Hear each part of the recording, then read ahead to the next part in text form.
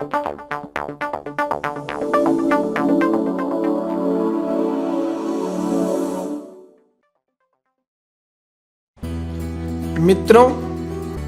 आज मैं एक नया मुहावरा लेकर के आया हूं। मुहावरा है घाव हरा होना। अर्थ है दुख की घड़ियां याद आना। मनुष्य जीवन दुखों से भरा पड़ा है। एक दुख को भूलता नहीं कि दूसरा दुख आ जाता है। व्यक्ति जब आपस में मिलते हैं तो चर्चाएं भी चलती है। फिर किसी न किसी रूप में व्यक्ति के सामने वह दृश्य उभर कर आ जाता है जो उसके जीवन में घटित हुआ था। व्यक्ति याद करके उसी क्षण में पहुंच जाता है।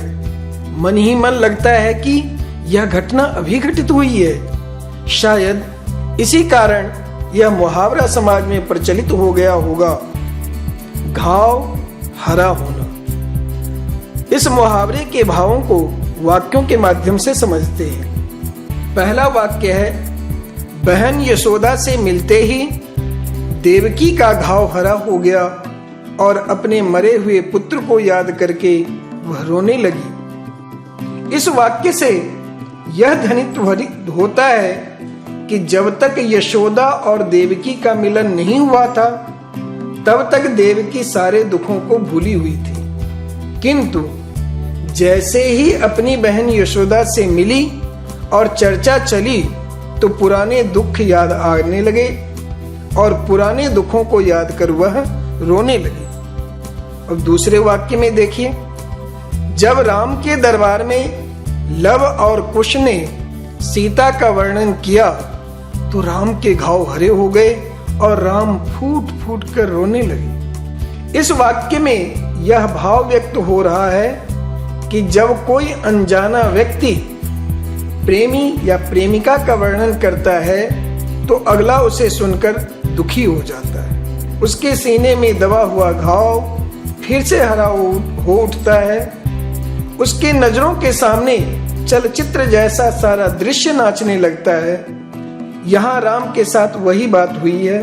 सीता का नाम सुनते ही उनके मन में सीता का दृश्य उभर आता है। तीसरे वाक्य में देखिए, जब भी मुंबई की चर्चा चलती है 26/11 की घटना आंखों के सामने नाचने लगती है। आतंकवादियों के द्वारा दिया गया घाव फिर से हरा हो उठता है।